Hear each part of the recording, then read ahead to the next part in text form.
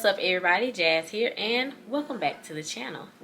Today I have a special video, kind of different from everything else that I would probably post as a video or a regular vlog on my channel. Today I am, I guess, focusing on the career aspect of my life. Career / education aspect of my life.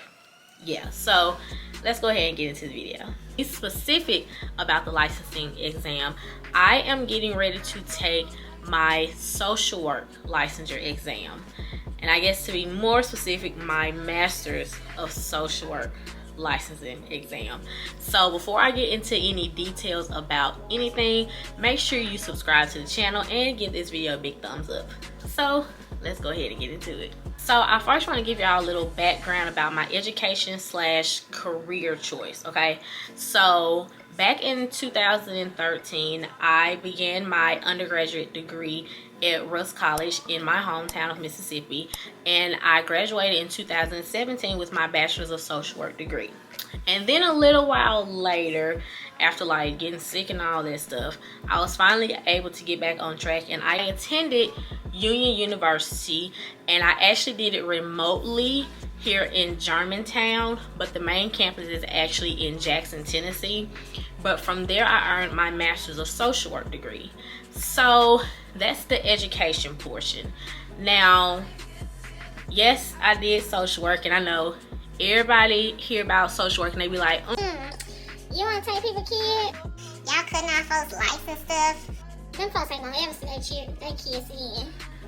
no, that's not it at all. Like, that's the main thing that people associate social workers with. But social work is a variety of things. Like, we have social workers in the hospitals, we have social workers in the community setting, we have social workers across the country. Like, there are different avenues for social workers to go in, like clinical or political, everything. Like, social workers don't just take people's kids, y'all. So I first want to give y'all like the different avenues of social work. Okay, I know some of y'all probably already know, and if you're a social work major, let me know in the comments and tell me how your journey has been so far.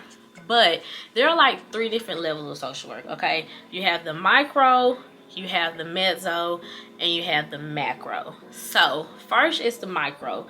The micro level of social work is basically when you're talking about, or you're focusing on, individuals, families, and relationships.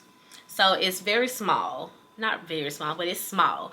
And then you go up a notch and you're talking about mezzo. That's kind of like when you're talking about the school settings, neighborhoods, local community organizations, and kind of like those group-based therapy in a way.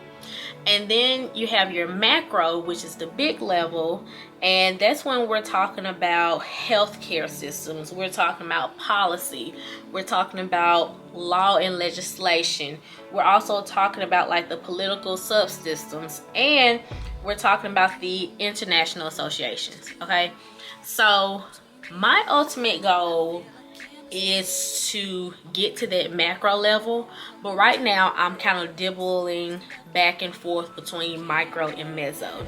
So that's where my career is right now, but eventually I want to expand and become macro. So in relations to the exam or my credentials, right now I'm focusing on becoming a Lmsw, a licensed master of social work. But I eventually would like to become a LCSW or even higher. Okay, so just to go back into the overview of the exam, the ASWB exam is Association of Social Work Boards examination, and this examination is kind of like the thing that determines how far you can go into your practice with social work. It helps you gain those opportunities in those higher paying jobs, or it helps you be able to go through more doors. Like, a lot of people like to say social workers don't make no money. I mean, if you're not licensed, or I take that back, you really don't have to be licensed to make a lot of money in social work, but a lot of jobs prefer that we're licensed so we can make more money. I know a lot of people, including myself right now, we're doing fairly decent not having a license. But my own goals for myself that I set for myself, I would like to be licensed because there are a lot of things that I would like to accomplish, and just having those credentials, Jasmine LCSW or Jasmine Lmsw right now, that's a goal. Like, yes. But let's get into the exam breakdown first. So first and foremost, like I said, this exam basically starts your entire career within the social work field, whether you want to stick with macro or you want to go to meso or you want to be macro. Okay, and this licensing exam is made on different levels. So it's made on associate's level, bachelor's, master's. I think they do advanced generalist, and then also clinical. That's where the LCSW I was talking about comes from. But in order to like get in those preferred job positions, you have to pass this exam in order for it to happen. So I want to go ahead and get into my preferred level that I'm trying to reach. Things that I struggle with is test anxiety. Okay, I am the most petrified person when it comes to taking any type of exam. And if we're talking about a licensing exam, that's a whole nother level of anxiety for me, because we're talking about studying, we're talking about money, we're talking about making sure I'm consistent, like also trying to work at the same time.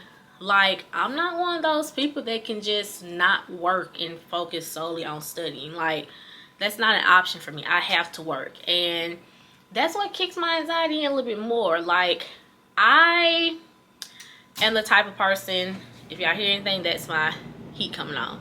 I am the type of person that to this day, I don't know how to sit down and study for anything, because I get overwhelmed. I will literally read over something and then go take the exam. I feel more comfortable doing that.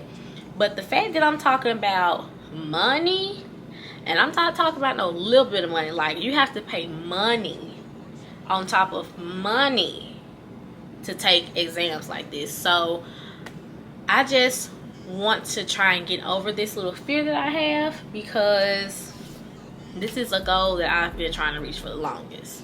So yeah, so now I want to get into preparing for the examination.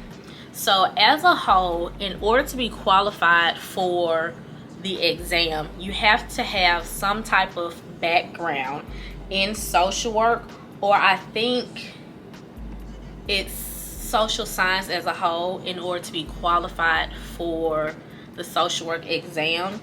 But for my preferred exam, I'm trying to become an Lmsw. I have to already have a master's degree in social work, which I already have.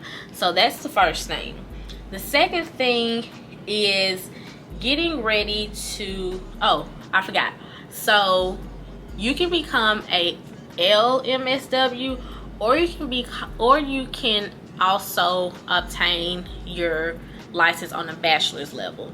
Now, the bachelor's level, I don't know too much about that. I actually didn't find out that people can actually get licensed on the bachelor's level until I entered my master's level program.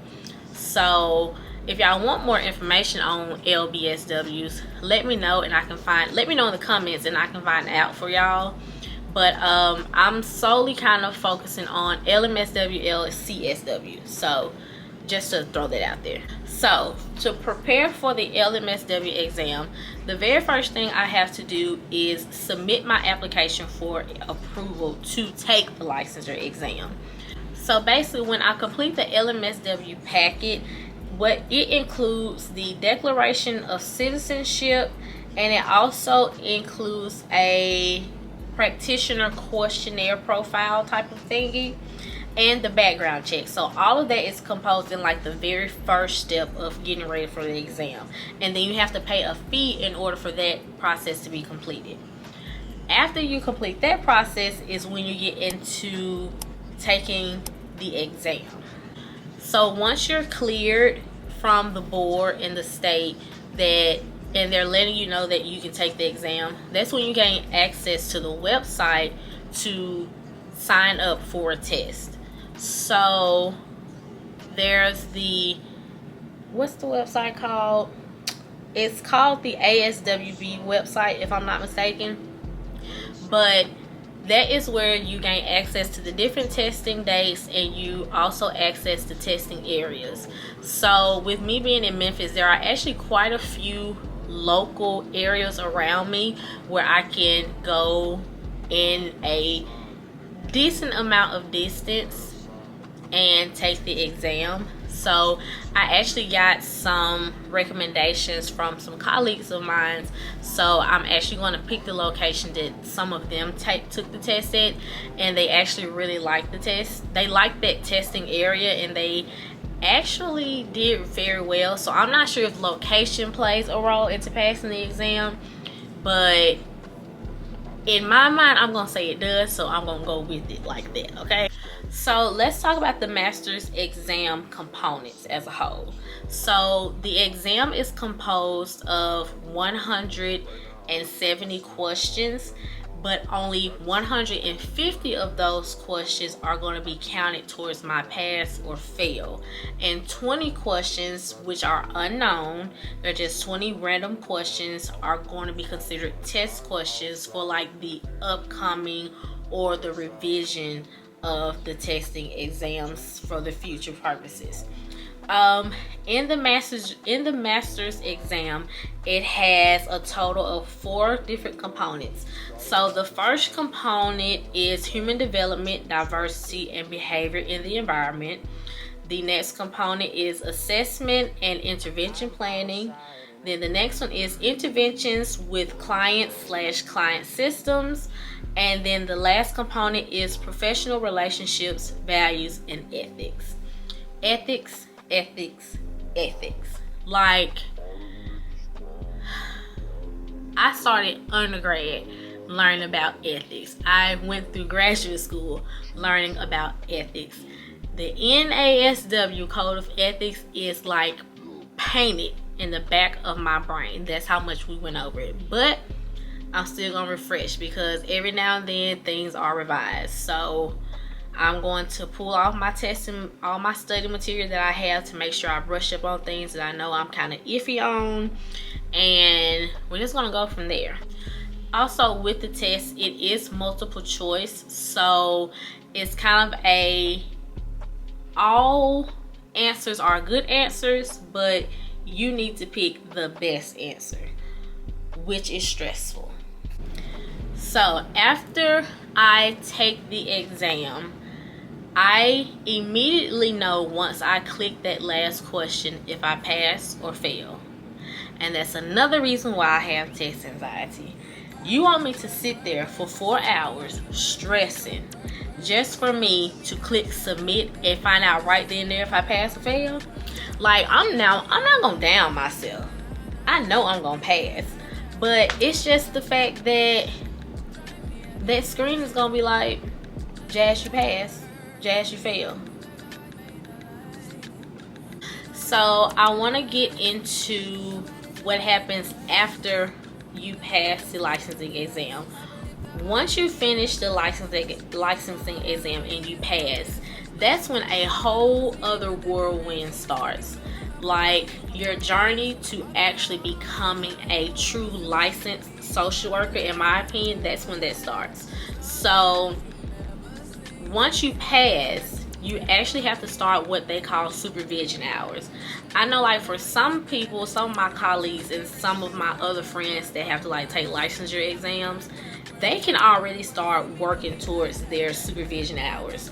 But for social work, it's the complete opposite. You cannot start supervision hours until you pass the test. So when I pass the test, I have to find out where and when I can do supervision hours and who can actually supervise me. The goal is to hopefully get it through work, but we're gonna wait until we actually take the test to do that, okay? But once I actually start supervision and everything, I believe we have, I think it's still the same amount. We have to accumulate, I think, like 3,000 hours. And then that is when I believe you like get the full benefits of becoming a licensed social worker. And then of course, throughout your journey of being a licensed social worker, you're going to have to keep accumulating what they call CEUs, which is continuing education units, something like that. But yeah, it's kind of like once you get licensed, the education and the requirements don't stop. I don't mind that, but it's like, dang, you want me to pass an exam just so I can keep having to go to school in some type of way? Like, you want me to go to training, you want me to go to that training, you want me to take this course, you want me to renew this. Like, what happened to just going to school, getting a degree, and starting a 6-figure salary? Just like that. So y'all, that's kind of like where I am right now. I am preparing to take a major step in my career, and I'm very nervous. So y'all pray for me. Leave me some encouraging words down below. I have a testing date set already, and I'm just going to do as much as I can to prepare myself for it. The last thing I kind of want to cover is kind of like some resources that I'm using to help me prepare for my test. The very first person or the very first resource that I'm using to help me prepare for this exam is RayTube. He's actually here on YouTube. He gives us the inside look on how to prepare for the exam, what to expect for the exam, how to break down every component so that you're understanding it. And also, he really does well with really going into detail about the different answers, because with social work, all of the answers are correct, but it's your job as the practitioner to pull out the best answer. And like, that's what's wild and crazy. But so far, he's really been doing well with that, well in helping me with that. And I believe that, I think I'm going to use that as a main resource, but I have a few other resources that I'm going to show y'all. So one of the positives about being in classes and having to pay for your own books is you get to keep them. So one of the required books that I had ever since undergrad was the DSM-5.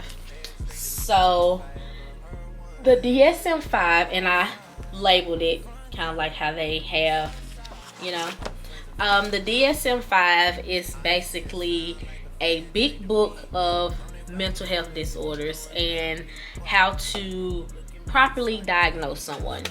I'm pretty sure they've made some revisions to the DSM-5, but I'll just go on the social work website to see what revisions were made, and I'll pull that off of there.